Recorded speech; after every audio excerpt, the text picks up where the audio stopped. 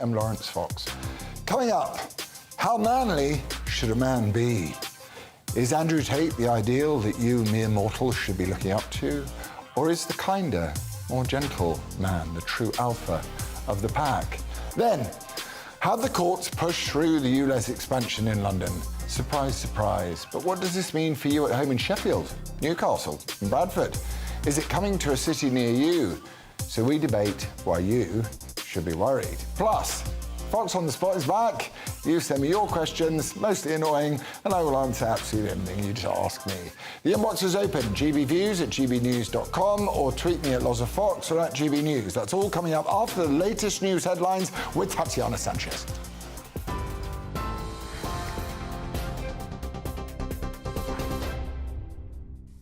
Laurence, thank you very much and good evening. This is the latest from the GB Newsroom.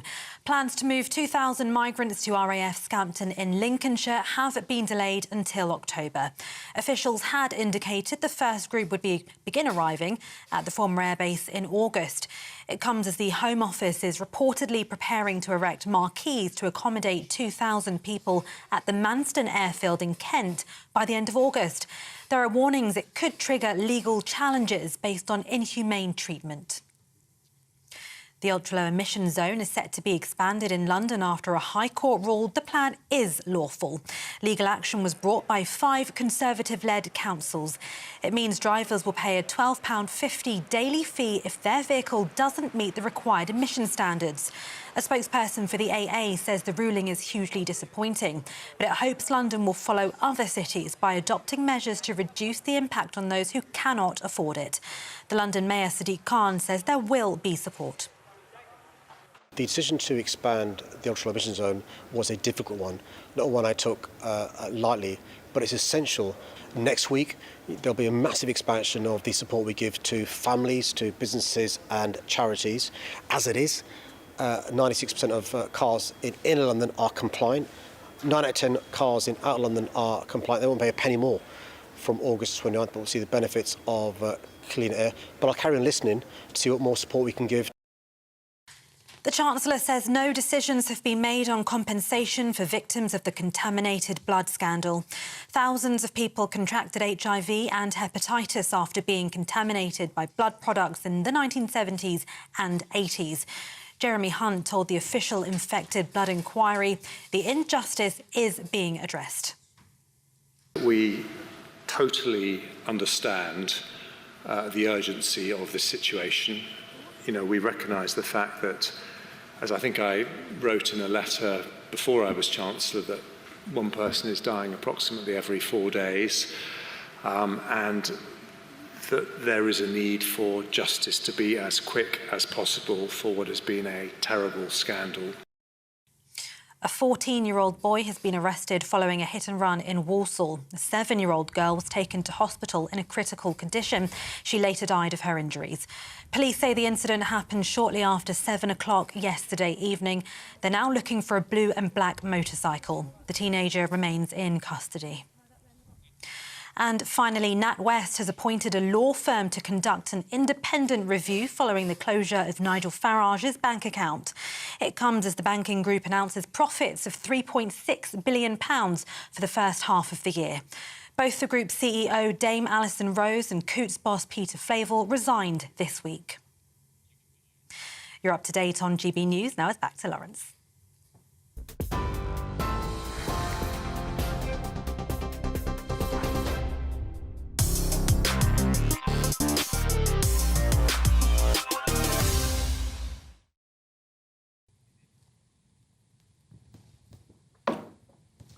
There is a theatrical device, often used to keep an audience gripped to a play they're watching. It's called the dread fear off. Some malevolent force manifests itself offstage, which throughout the play encroaches ever closer into the seemingly banal everyday drama being played out on stage. A fire which glows behind the curtains in a Scandinavian production, perhaps, growing ever brighter as the drama unfolds. Its encroachment supercharging the urgency of the play and the behaviour of the characters, giving each word new and possibly significant meanings. The tension and anticipation of the dread fear off stage, becoming a dread fear on stage drives characters into confessions they might otherwise have kept to themselves, or actions they would never have dreamt of committing in ordinary circumstances. A confected hyperreality where circumstances shift so quickly that an unreal set of circumstances begin to play out in very real situations. I know this to be true in real life as well. At school, lots of us toyed with the idea of joining the army, spending hours in the armoury with our regimental sergeant major, an affable man with a distinguished service record who had seen action in the Falklands. He used to say that you could never tell what a man was made of until he was being shot at. And those who you'd expect to run whimpering behind the nearest rock were often the ones who were the coolest, calmest, and bravest under fire. And the burly men who strutted arrogantly across parade grounds and over assault courses were often the ones to be found crouched under the aforementioned rock, in tears, shaking in fear when the gunfire began. Or, as Mike Tyson so beautifully put it, everybody has a plan until they are punched in the face. Perhaps it is only possible to glimpse the authentic human when the proverbial hits the fan. That is, when we reveal ourselves to each other and when we get the true measure of each other in return, when a real crisis begins to unfold. I remember very, very well meeting a friend after his first tour in Iraq, a hollow boy to the man I'd known before. He talked me through the final hushed words of comfort.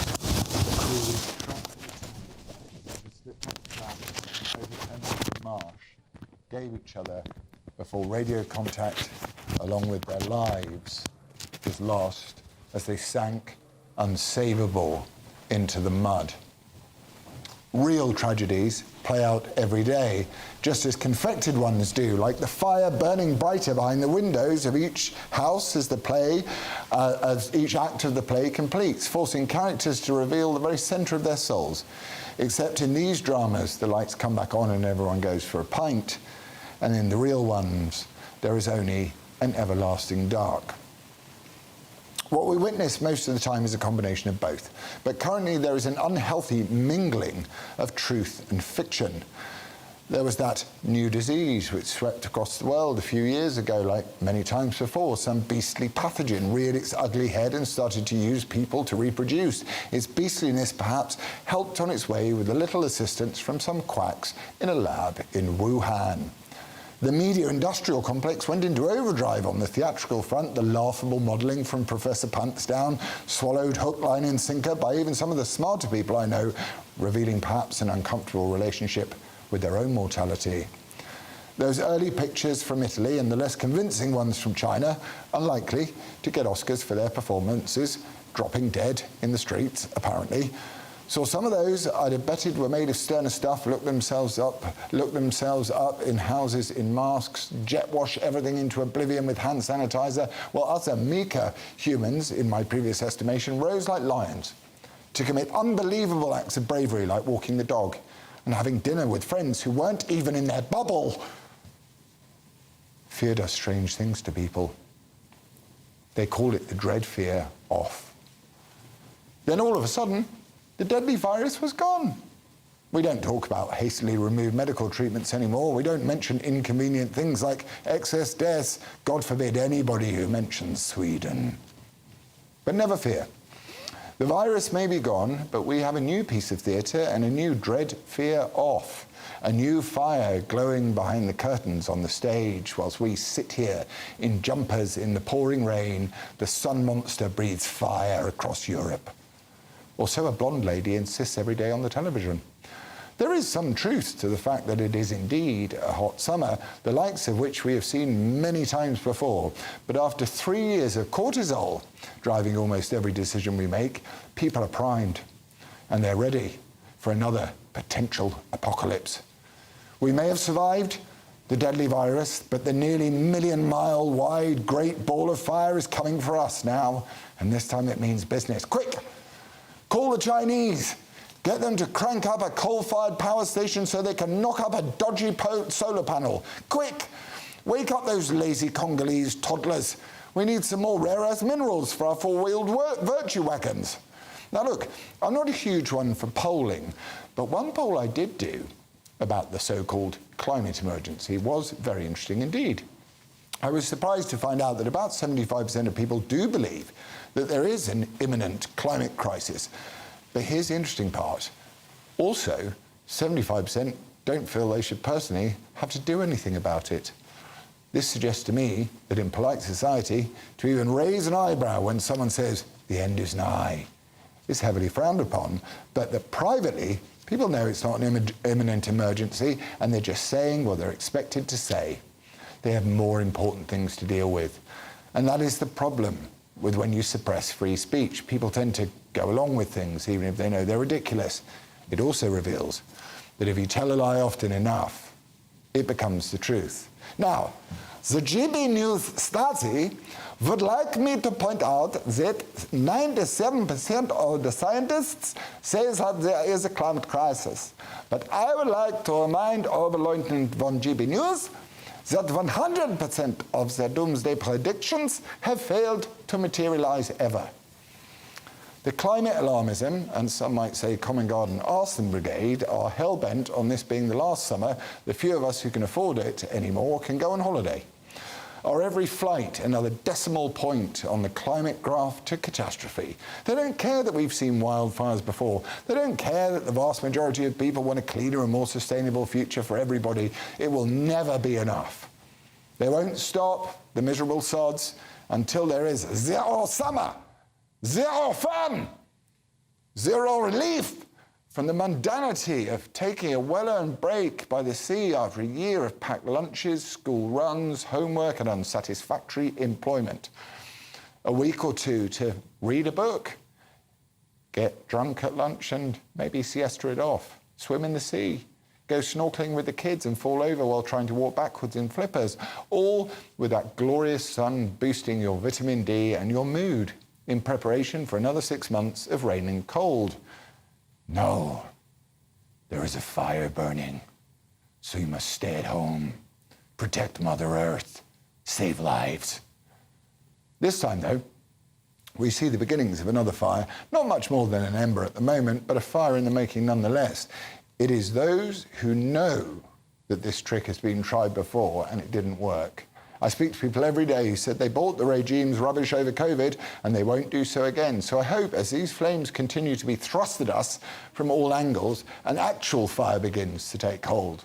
One that burns so strong and so brightly that it's those who dabble in fake flames generated by lights, shouting, and misleading illusions who turn and run for the hills when confronted with the real thing, the flames of our refusal to submit to yet another mass delusion. So, tonight I'm asking you, is this the hottest July you've had on record? Email me at gbviews@gbnews.com or tweet me at Laurence Fox or at GBNews. Now, before we kick off with our main event, the Stasi at GB News would ask me to interview senior meteorologist from the British Weather Services, Jim Dale. Jim, good evening. You heard my monologue. Is there a climate emergency? I'll tell you what it is. It's a crisis. It's a crisis for you, Laurence, and I'll tell you why. You've had a bad 10 days, 10 days. First of all, you came fourth in Uxbridge. What's that got to do with the climate emergency? It's a yes or no answer, Jim. Yeah, a lot of people know your views. Okay, so let's start with that one. But Let's just answer the question. Is there a climate emergency? I will get there. Yeah, there's a crisis. The crisis is Thank you, Jim. Good to speak. Good evening. Okay, Laurence, right. Let me speak. Moving on. Let me speak.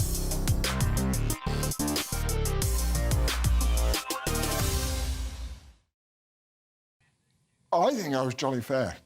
Now, Cass is saying that I wasn't jolly fair, but, you know, come on. I'm allowed an opinion. Surely, still in this world of off-communists, I'm allowed an opinion. Right, let's get on to something more interesting than whether the climate crisis is COVID 2.0 and the next biggest fake known to mankind, which it is. Are men missing something? Is the burly fireman running through the flames in slow motion with a baby in arms so last decade? Are a decent set of abs abhorrent? Do biceps make you barf? Do we need more men in dresses? Is masculinity as we know it on life support. Joining me in the studio is social commentator Bushra Sheikh, and live from New Orleans is journalist Nathan Robinson. Bushra, I'm going to read one of your tweets. And Nathan, good evening. I'd like to get your response to it. Bushra tweeted, "If a greater number of British men were still strong, muscular and principled, I tell you, the unruly bunch of migrants coming in would be too SH1T scared to do half the stuff they do. They get away with it because Brits have become weak. Facts." Jim, what do you have to say to that? Nathan, sorry. I mean, I don't really know much about the situation in Britain. Obviously, I'm an American commentator. I take it the implication is that you want more men to fight immigrants in the streets. No, I beat them up. I'll let Bushra explain what she meant, but I was asking if you had an instant reaction to that. Bushra, why don't you speak to Jim? Yeah.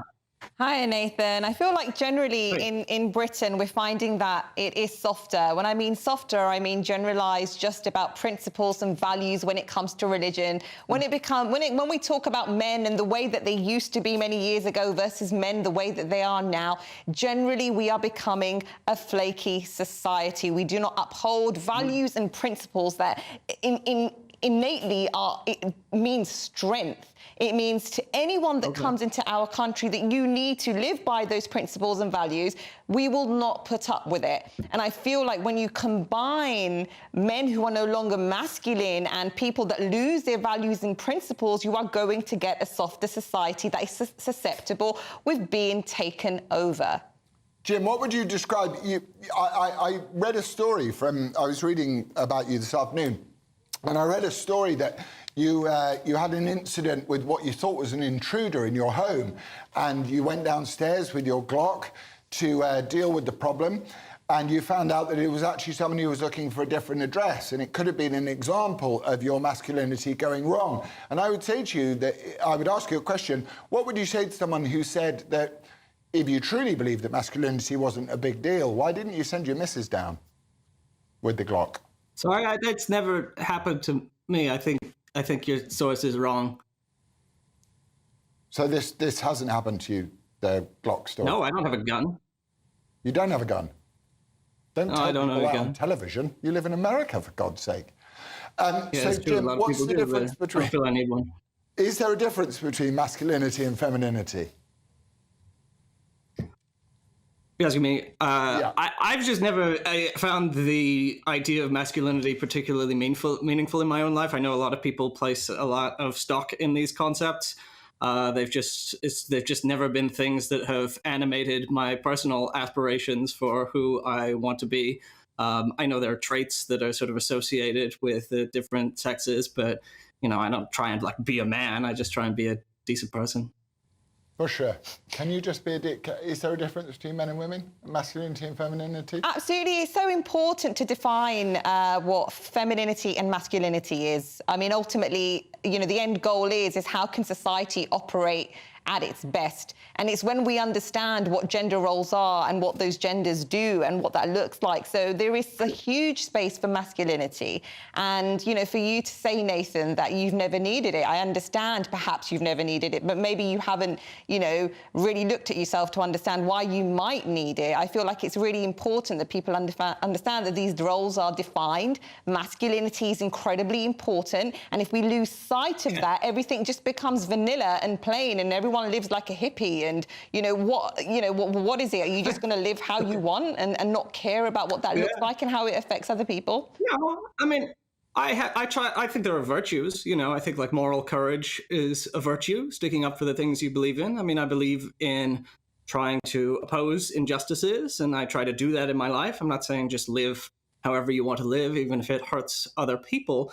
I just don't really quite understand what you think that I ought to be that I'm not, because I'm not thinking about masculinity. I mean, it's not personal. It's not about you, per se. It's more about, do you believe that men are the protectors of women? Do you believe that men should take a stand when it comes to things like that? I think that's the example that Laurence was giving. Was if you had an intruder in your house, you would be expected that you would go and defend the family? I certainly would defend my family. I think everyone in my family would defend every other member of my family. Okay, so let's just imagine that there's quite a well-built man walking through the front door of your house. You want some of your property. Who would you send out to defend your family and its property first? Would it be you? Who would I send out? Well, I live alone, so I would speak to the person and try and dissuade them from taking my property. Yeah, maybe you should buy a Glock. I could, but probably. What's that? Not a great idea. Not a great idea because buying a gun, you're more likely to be injured with it yourself than to injure anyone else. So. Nathan, tell me, is there? So, are you basically telling me there's absolutely no need for a masculine energy or a female energy? Because obviously in America we see that the overwhelming number of gun crimes, for example, are committed by 7% of the population, which are young black men who commit 50% of the murders. And these happen to coincide with young men who don't have fathers around the home. 75% of them don't have fathers around the home. So surely there must be a role for men in the home in America. Well, I mean, I think everyone needs a happy and loving family, but I think what you'll find is that children are less likely to be violent and to end up in prison if they have a happy and loving family, no matter what the gender of the people in the family is. That, 2 men, 2 women can raise a child, and if they raise them in a loving and compassionate and supportive way, and they teach them basic moral principles, and they are prosperous and they don't have to worry about their basic needs, the child generally turns out okay.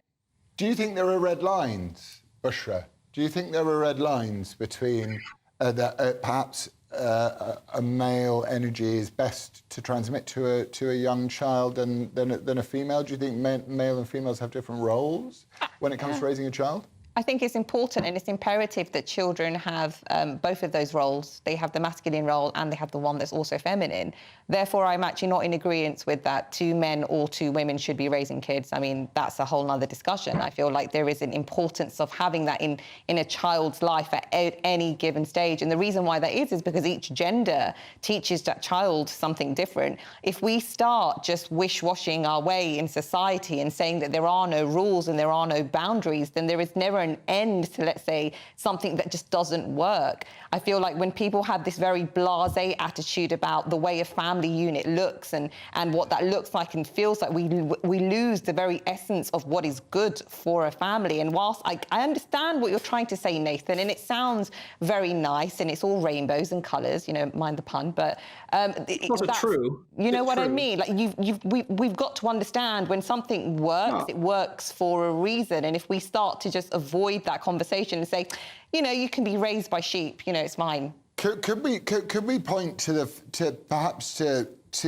what you're saying, Nathan, as being the product of white privilege or not? The fact white privilege. The fact that being a middle class white liberal affords you some of the things that other people don't have. Younger men of colour, for example, who don't have dads and don't have opportunities where they can be loved in a home. Actually, my family, my own family background is that I grew up in a pretty egalitarian family without really clear-cut like gender roles. Like this was, my dad was the protector. My mom, my mother and father treat each other as equals. They divide things according to, what they prefer, and they don't always break down along kind of gender lines. And it worked well, and I had a very happy upbringing, and it's worked for me. And that's one of the reasons why, I have female role models and male role models. I mean, I admire people like Rosa Parks and Helen Keller, and I don't see why that's not enough for a young man. I don't feel like I've needed like specifically masculine role models. My political role model is Bernie Sanders. Like, is he masculine? Well, he's a man. Is he masculine enough to be my role model? I just think that you should admire people who are strong and morally courageous. And I have over the course of my life. It's worked out fine for me. If it doesn't work for other people, that's fine. It's just that I've never felt this need for like masculine role models in my life. Bushra.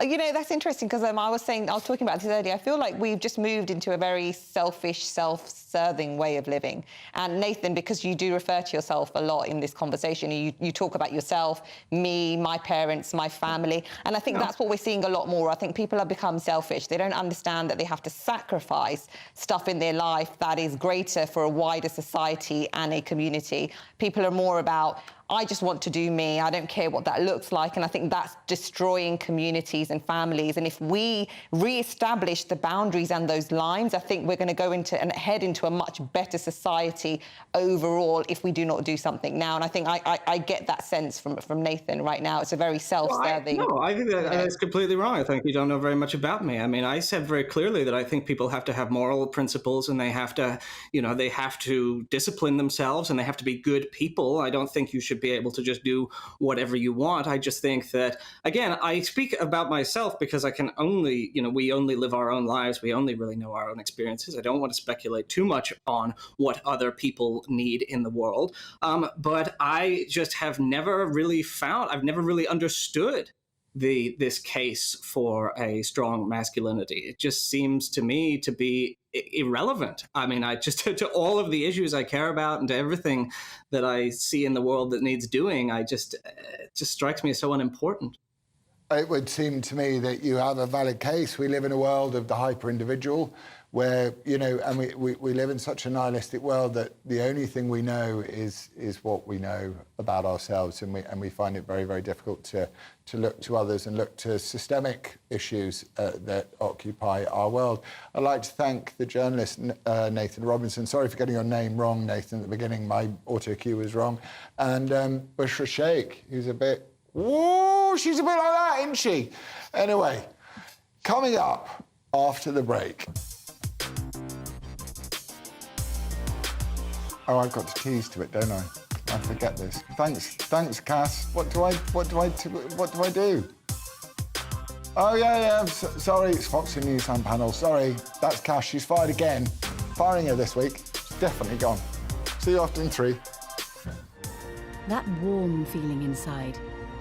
From Boxed Boilers, proud sponsors of weather on GB News. Hello there, I'm Jonathan Vautry here with your latest GB News weather forecast provided by the Met Office. Hope you were able to enjoy some of the sunnier spells we did see around today, but into the weekend there is the increasing chance that we see some showers, and that is all thanks to this area of low pressure that is pushing its way in from the northwest. Those isobars squeezing together, so it will turn quite blustery into the weekend as well, and those frontal systems that you saw bringing in swathes of showers. First thing during the overnight period for parts of western Scotland down into northern England and Wales. Also the potential for another band pushing across southeast England. Just some uncertainty in regards to the positioning of that one, but definitely some heavy pulses of rain possible first thing on Saturday. Not going to be a cold night at all, actually pretty mild in the southeast, but slightly fresher further towards the west, lows of around 12 to 13 degrees Celsius. Saturday then turns into a day of sunshine and showers for the vast majority of us, particularly for Northern Ireland and Western Scotland. That's where we'll see the most frequent showers, potential for those to turn heavy with some hail and thunderstorms as well. With those blustery winds, though, across all areas, those showers will be pushing through relatively quickly, so still some sunny spells around, and in that sunshine, climbing to highs between 19 and 24 degrees Celsius. That main low pressure centre stays with us through Sunday as well. Some heavier showers for southern Scotland down into northern England, but we're then focusing our attention on this area of rain that's going to start pushing its way in from the southwest. Again, got to watch the exact timings of that, but certainly could turn quite damp for Wales, southwest England later on. Further showers into the new week as well. That's all for now. Bye-bye. That warm feeling inside. From Boxed Boilers, proud sponsors of weather on GB News.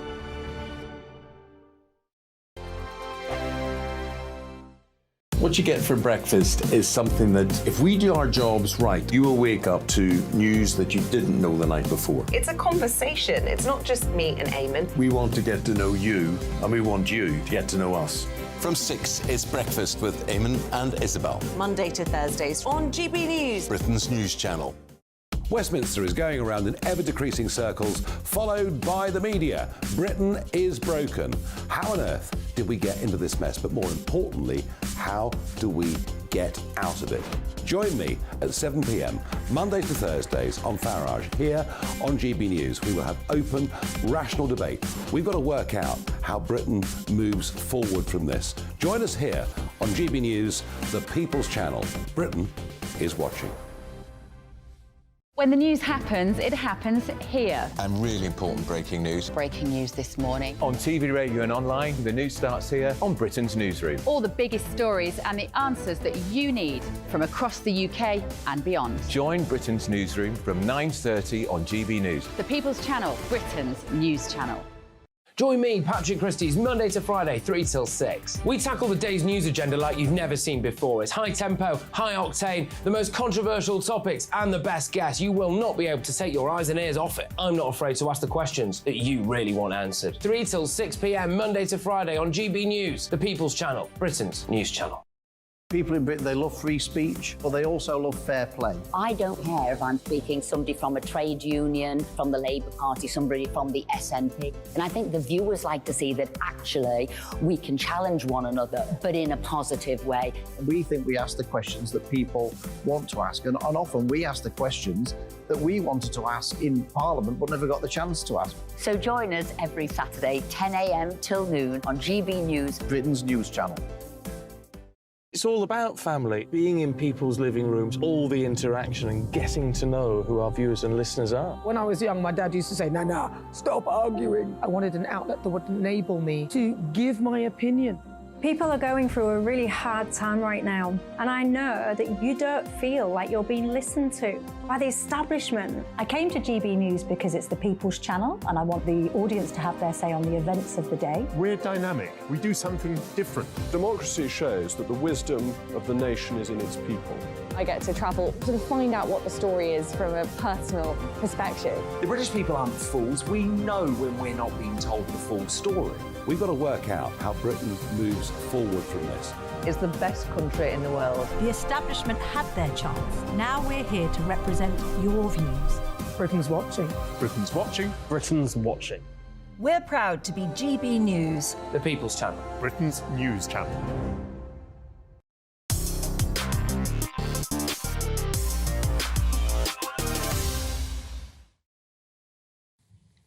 Hello again. I don't feel satisfied by the end of that conversation. So I am joined by Jenny Trent-Hughes and Connor Tomlinson. Jenny, you work in behaviour. Yes. What was he talking about? I'm not really sure. What? I think he didn't want to offend anybody. I think he was intimidated by you, intimidated by Bushra, and he thought he would just sail under the radar. So OK, that's actually quite an interesting take. So you thought that I went, but I didn't feel like I went in too hard. I feel like I read him a tweet and said, do you have a response? And he went, are you asking me about immigration? You know, like... Well, you probably never feel that you're going in too hard, but not everyone would agree. Oh, dear. I have a feeling that Jenny and I may have to go for a pint after. Connor, what do you make of this man stuff?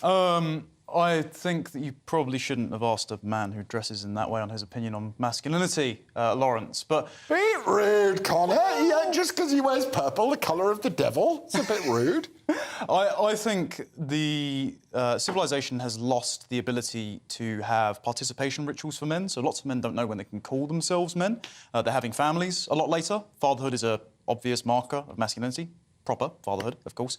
And also, most men don't have a proximity to danger anymore. There's a joke about how the atomic bomb has emasculated every man because there's not much of a way to actually work out our disagreements violently, but also settle the disputes between ourselves. And very few men now have the Scouts, that's become unisex, gun clubs, things like this, which put you in the proximity to something that is dangerous, but make sure that you can master it and learn the skills that you can protect your family in the future. Those things have just gone. So what do we call ourselves? At the same time, you know, like putting man in front of danger stuff, we dropped a load of cluster bombs on a load of innocent kids in the middle of Ukraine who are going to walk over a field ploughing it one day and blow off their legs. There's nothing masculine about that. No, but that's all drone warfare, isn't it? Like, well, RAF tornadoes flying.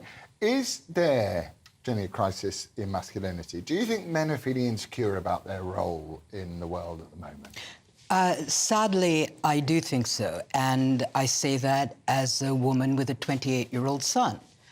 And knowing a lot of the boys that he grew up with, and how they're all dealing with the concept of being men. I think that it's funny because a lot of the times we use the term masculinity, and I think that what we really need to focus on instead of, I hate this, but masculinity is strength. So I live on a boat, and I live on a narrow boat. Dutch barge or narrow boat? Narrow boat. I know. When I have money, when I get my own show on GBNews, I'll get a Dutch barge. But, you know, I go out there and it weighs 27 tons and I have to haul it around. Bow thruster? Oh, well, I don't use it.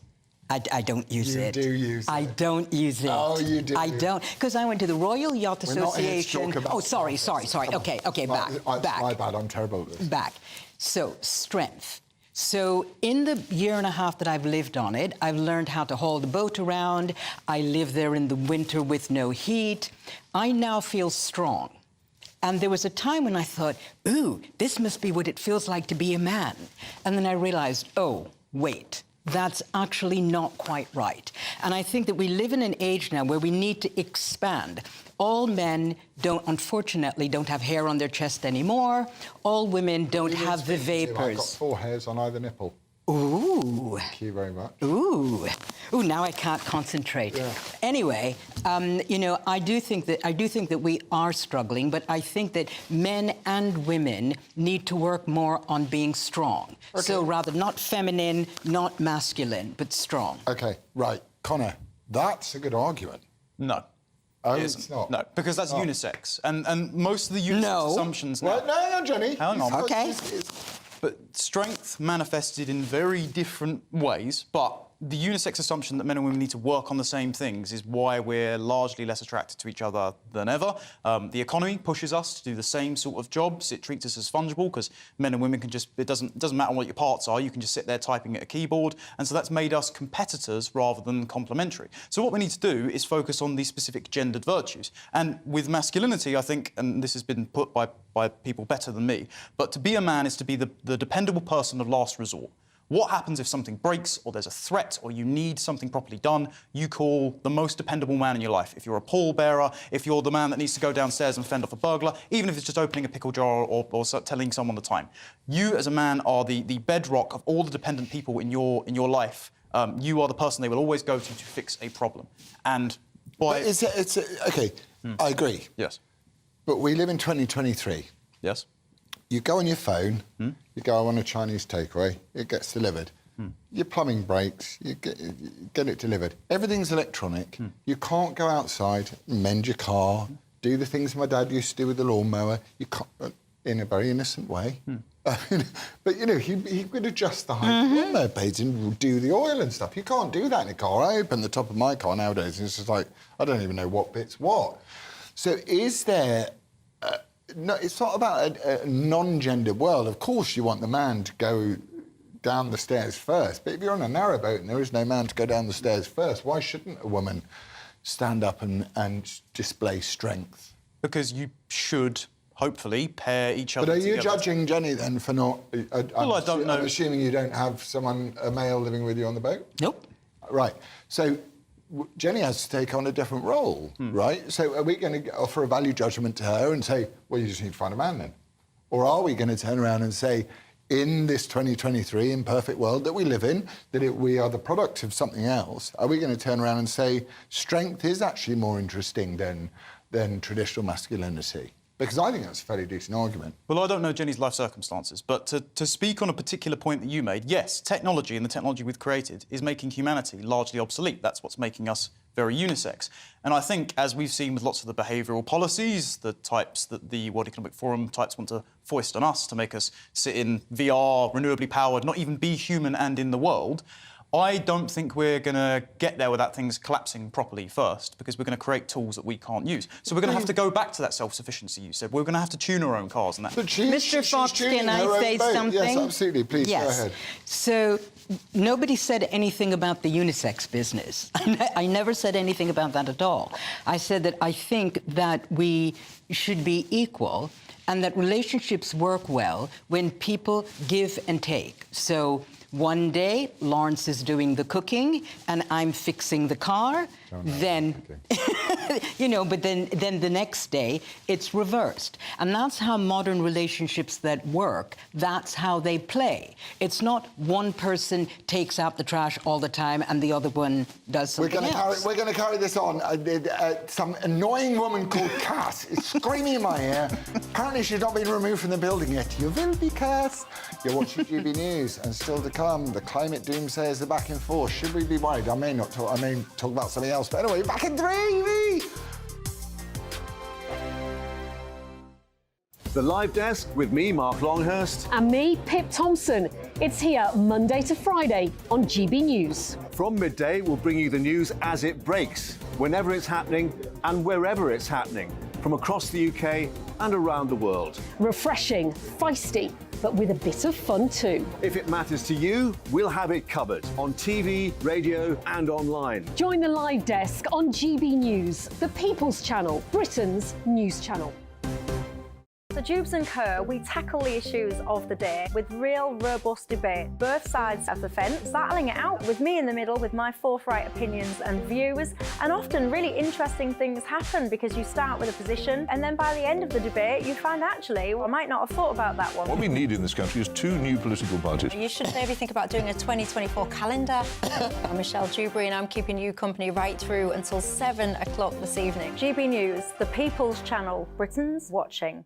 Monday to Thursday, 9 p.m. till 11 p.m. Join me, Dan Wootton. I'll bring you the sharpest takes and hottest debates. Do you not believe in prison? I don't believe in prisons. I'm completely stunned. I guarantee you there'll be no spin, no bias, no censorship. I actually was personally quite offended by it. And no reason to go to bed. So I guess they've always been quite woke. That's Dan Wootton tonight on TV, radio and online. Monday to Thursday from 9 p.m. till 11 p.m. on GB News. The People's Channel, Britain's news channel. In a world of dull and predictable radio and TV shows. Oh, hi. On Mark Dolan tonight, we've got big guests. We drill into the big stories of the day. The show adds up to a brilliant listening and viewing experience. Mark Dolan Tonight is the most entertaining current affairs show ever, and that's a fact. That's Mark Dolan Tonight, Friday, Saturday and Sunday from 9. Only on GB News, Britain's news channel.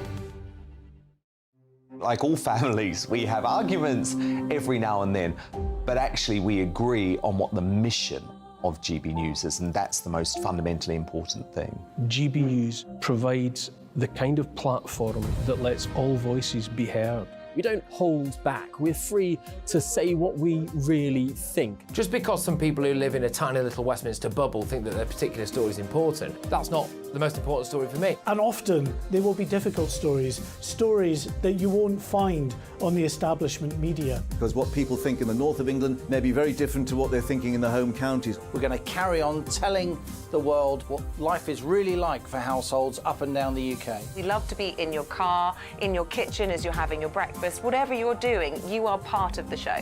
If it matters to you, it matters to us. Britain's watching. Britain's watching. Britain's watching. We're proud to be GB News, the People's Channel, Britain's news channel.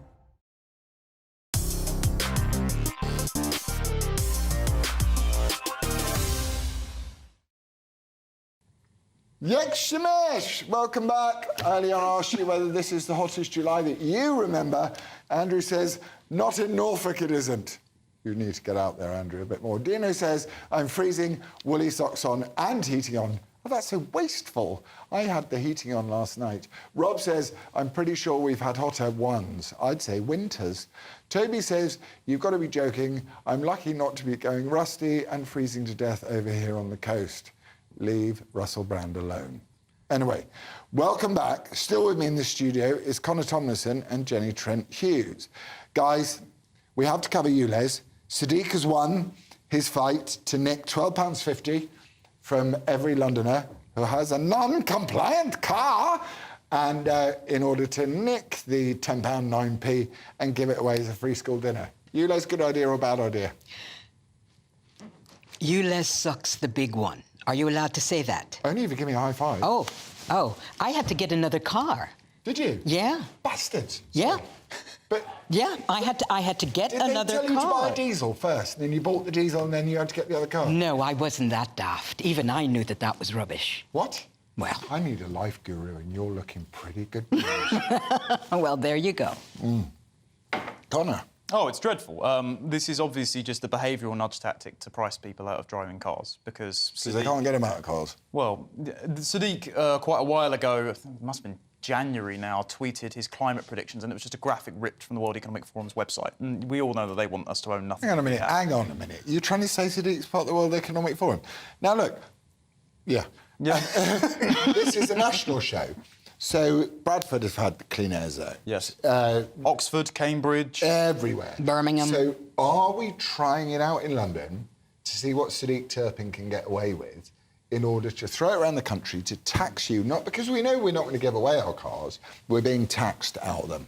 Like just getting in them is going to cost us too much money to live.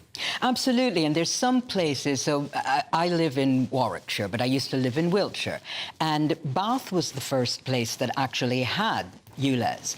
And if you live in the environs, you cannot go anywhere without a car. Where I live, which is relatively, the closest big place is Birmingham, you can't go anywhere without a car. And the thing is that they know that they have us by the, are you allowed to say short and curlies? Oh, I was going to say short and curlies, but cojones works. I like it. Either way. Either way. And they know that they have us where they want us and that we are going to have to pay to, you know, to sort of go to Tesco or whatever supermarket you go to. So that's actually a good point, Connor. Here's a good point. You've got the giant Tesco Express, the Tesco Extra.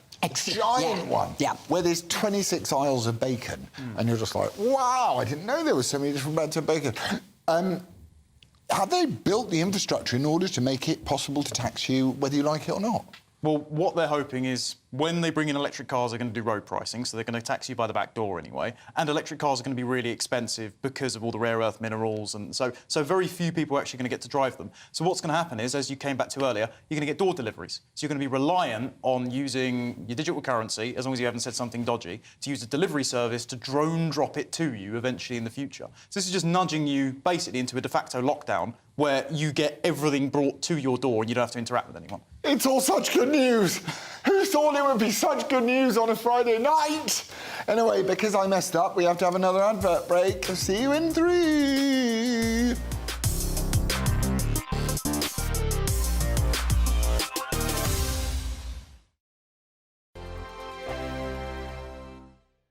Monday to Thursday nights on GB News. At 6, it's Dubes & Co. 7 o'clock, Farage. At 8, join Jacob Rees-Mogg. And at 9, Dan Wootton Tonight, followed by Headliners. On TV, radio and online. This is GB News. Now then, Lee Anderson here. Join me on GB News on my new show, The Real World, every Friday at 7 p.m, where real people get to meet those in power and hold them to account. Every week, we'll be hearing your views from up and down the country in the real world. Join me at 7 on GB News, Britain's news channel. Join me, Camilla Tominey, on Sunday mornings from 9:30, taking the politicians to task and breaking out of SW1 to see how their decisions are affecting you across the UK. Bursting the Westminster bubble every Sunday morning, only on GB News, the People's Channel. Britain's watching. Join us every night on GB News at 11 p.m. for Headliners, which is 3 top comedians going through the next day's news stories, which is exactly what you need, because when the establishment has gone crazy, you need some craziness to make sense of it. So join us 11 p.m. every night on GB News, the People's Channel, Britain's news channel. I'm Andrew Doyle. Join me at 7 o'clock every Sunday night for Free Speech Nation, the show where I tackle the week's biggest stories in politics and current affairs with the help of my 2 comedian panellists and a variety of special guests. Free Speech Nation, Sunday nights from 7 on GB News, the People's Channel, Britain's news channel. Every Sunday from 11, join Michael Portillo. There will be topical discussion, looking at the week before and the week to come. So kick back and relax at 11 a.m. on Sundays on GB News with me, Michael Portillo. GB News, the People's Channel, Britain's news channel. I joined GB News because I was sick and tired of not hearing my views being represented, not just mine, but so many people that I knew and spoke to. I just couldn't get my voice out there. I couldn't say anything. I couldn't do anything. Whatever the narrative was, I kind of had to follow it. GB News is there to provide a voice for those who have been ignored by the establishment media. We think different things, we've got a different style. GB News is here to be optimistic and positive about the future. It's real kind of dynamic and flowing, with the audience very much at the heart of it, like a big family. Here at GB News, we talk about the things that matter to you. Hearing the voices from right across our towns and cities, especially our towns. All sides of the argument represented with a heavy dose of opinion. We're on a mission here to make a difference. And the GB News family really is here for you, and whatever time of day you can watch or listen. Britain's watching. Britain's watching. We're proud to be GB News. The People's Channel. Britain's news channel.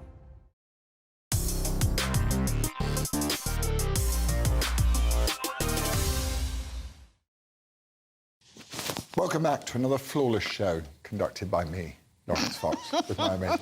Why are you laughing? Stop laughing. Sorry. Now look, I asked you to put me on the spot with any question, and it's time for Fox on the spot.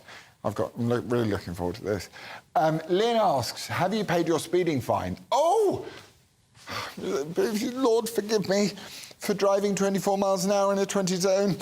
Saint Sadiq of the Khan for the charge for £24. No, how much was it? Anyway, I want to thank the Evening Standard journalist who let me know that I'd been fined £220, which is 55 quid per extra mile an hour. Do you remember that old speeding advert when it went at 30 miles an hour, your child has an 80% of chance of living. At 40, it's an 80% chance of dying. Well, at 0 miles an hour, everyone's got a 100% chance of dying when they're 100. Anyway, Victoria via Twitter asks, is it possible that the banks are deliberately leaving free cash machines not working? 100%. You leave my office, you try and get cash out, the 3 cash machines nearest my office, nothing there. They're getting rid of your cash whether you like it or not. Jimmy from Twitter asks, should all MPs from all political parties have second jobs? None of them should have second jobs. Right, panel. Do we have any final moments that we want to offer the world? I feel this has been a very harmonious panel this evening. What would you like to offer us, Jenny, as your final thoughts this evening? Be kind. Oh, don't Just say that. That's got a kind. hashtag on it. People then send me messages saying, I want your kids dead, I want your ex-wife dead. That's what I get from people with be kind in their hashtag, like, love one another. They all leave trans flags outside my house. Be kind. What is being kind? OK, let's take it somewhere else. Be strong. Most of my friends are men. Good shot. Don't say that word. Connor. Yeah, OK, all right, jumping off the men one. I think we need to create more functional, meaningful roles for men in society. And if that means more sex-segregated clubs and male bonding areas, then I think we'll actually get along far better if we take some time apart to mentor young men and then come back together. I know, but when I had a missus, she used to have her own dressing room. I got nothing. Yeah, same in my house. I didn't even get a separate TV room. Yeah, I'm basically in the box room, and my mum has a bedroom and a dressing room, and then everything's all over the kitchen and living room. You need to have a word with her. Or me. I'm really going to have a word with you after. you may have a new companion. I'm feeling. Don't feel like the gooseberry. It's just happening. Yeah. It's natural, right? Yeah. Deal with it. Serious. Right. Now listen. There's this man called Mark Dolan. He's handsome. He's tall. He moves me, generally. And I want to ask him, what is on your show tonight, Mark? Well, I hope Mrs. Dolan is watching because she'll be very jealous. The bromance goes from strength to strength. We're going to talk about Nigel Farage, the most consequential politician of his generation. The debanking scandal surrounding Farage is the tip of the woke iceberg. Crazy leftist progressives are now running the country. These are people that even Labour supporters can't stand. How do we make it stop? Also, unlimited net migration, 600,000 last year. It's been argued that it's for the economy. Is that a price worth paying, or is it a Brexit betrayal? Plus, in my take at 10, TV chef James Martin has shouted at and sworn at his colleagues. What is it with these men behaving badly? If only they were as charming as Laurence Fox and me. It's a busy Mark Dolan tonight. We're live from 9, but first, here is a bit of weather. A brighter outlook with Boxed Solar. Proud sponsors of weather on GB News. Hello there, I'm Jonathan Vautry here with your latest GB News weather forecast provided by the Met Office. Hope you were able to enjoy some of the sunnier spells we did see around today, but into the weekend there is the increasing chance that we see some showers, and that is all thanks to this area of low pressure that is pushing its way in from the northwest. Those isobars squeezing together, so it will turn quite blustery into the weekend as well, and those frontal systems that you saw bringing in swaves of showers. First thing during the overnight period for parts of western Scotland, down into northern England and Wales. Also the potential for another band pushing across southeast England. Just some uncertainty in regards to the positioning of that one, but definitely some heavy pulses of rain possible first thing on Saturday. Not going to be a cold night at all. Actually,